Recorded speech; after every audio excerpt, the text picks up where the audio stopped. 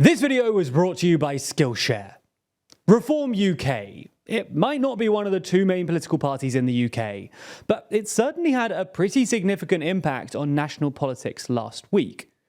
Following the by-elections in Mid-Bedfordshire and Tamworth, some eagle-eyed journalists noticed that had the Reform Party not stood, and if they had instead endorsed the Tories, then the Tories would have retained both seats.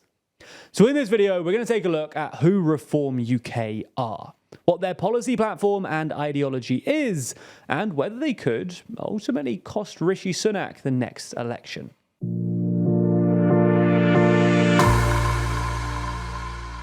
Before we start, if you haven't already, please consider subscribing and ringing the bell to stay in the loop and be notified when we release new videos. Now, it's worth starting this video with a brief background and overview of who Reform UK are. The party actually have its roots in the Brexit Party, which itself was started by Nigel Farage following his resignation as leader of UKIP. In essence, Farage wanted a way to get back into mainstream politics without being attached to the plethora of scandals that had occurred at UKIP since his departure. As such, the Brexit Party was born. And the party was very much designed around Farage, and fairly quickly became a successful single-issue party. In fact, the Brexit Party campaigned and won the 2019 EU parliamentary elections, and pushed the Tories into attempting to achieve a harder Brexit. Once Brexit was done though, the party no longer had anything to advocate for. So instead, at the end of 2020, Farage announced that he'd applied to the Electoral Commission to rename the party to the Reform Party. And initially, the party's policies were centered around their opposition to coronavirus lockdowns. In 2021 though, Farage resigned as the party's leader, and businessman Richard Tice took over the role. Ultimately, Tice developed Reform's party policy and claimed that they would pursue issues that aim to lower the overall tax burden and decrease the amount of regulation imposed by government. In their most recent policy platform, Reform promised 6 million people that they cut their income tax, alongside promising 1.2 million businesses that they would also cut their corporation tax. In fact, they also claim that they would scrap inheritance tax altogether for estates under £2 million. They also say that they would increase the role of the private sector in relation to the NHS.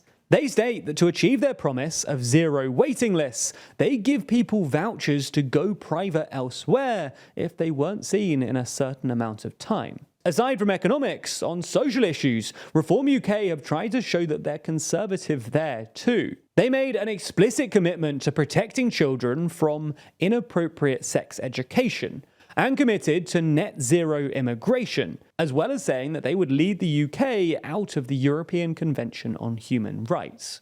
Now, anyone who knows anything about the Brexit Party won't be surprised about this commitment to right-wing populism. Indeed, many argue that Farage used this ideology to win the 2016 election, and then to exert influence over the Tory party's prime ministers over Brexit. However, what this more wide-ranging policy agenda is quite clearly trying to do is outflank the Tories on a whole host of issues. When Sunak made one of his 5 pledges to try and stop the boats, he was essentially attempting to appeal to this right wing of his party.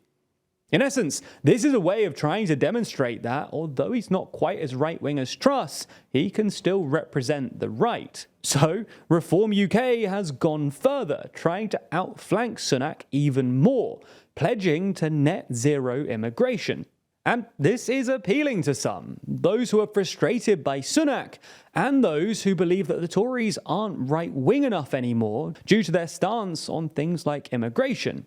And these people are fairly likely to lend their vote to Richard Tice and to his Reform Party. In fact, there's already evidence that this is happening. In both the by-elections last week, Reform prevented the Tories from winning. In Tamworth, Reform won 1,373 votes, and Labour won by only 1,316, while in Mid-Bedfordshire, Reform won 1,487 votes, and Labour won by only 1,192.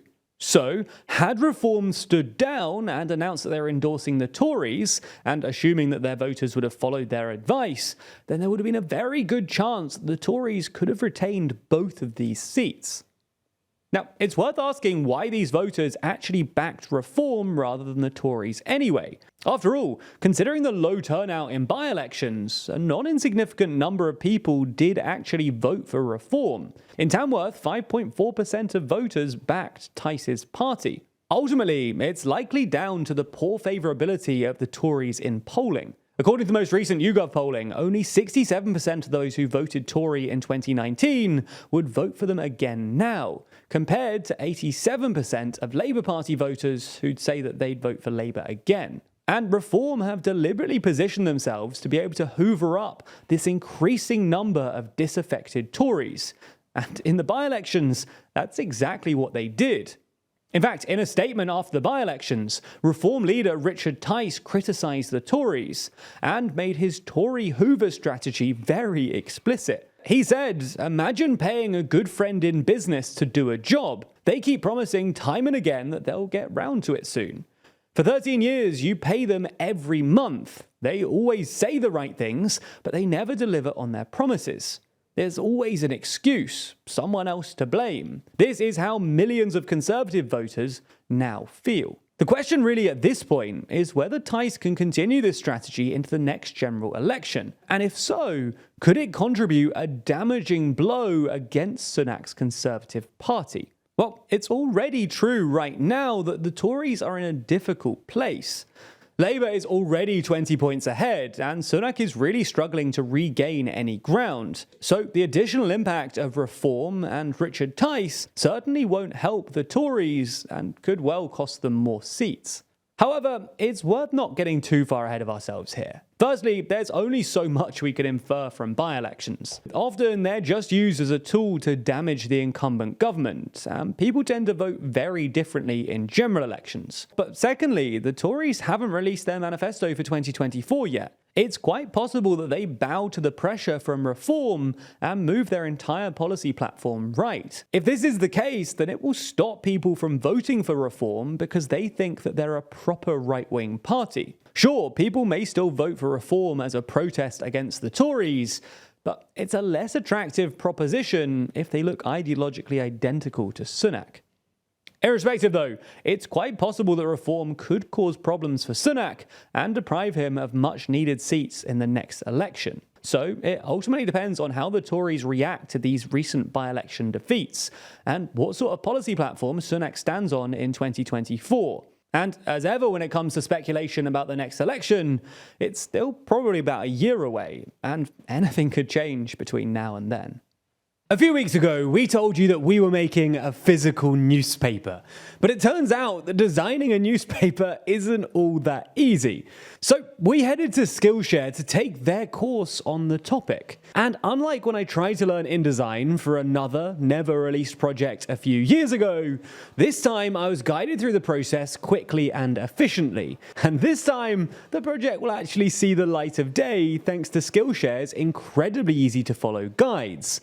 In fact, here's an exclusive little preview of what we've been working on. It's not just that either. You likely already know that Skillshare have classes for things like photography, editing, and illustration. But Skillshare also have hundreds of career-focused classes too. That's courses on everything from how to start a business, to maximizing your workflow, or how to grow in e-commerce. Another course that I'm taking to help with the newspaper. And if you use our link in the description, you'll get access to all of that for free.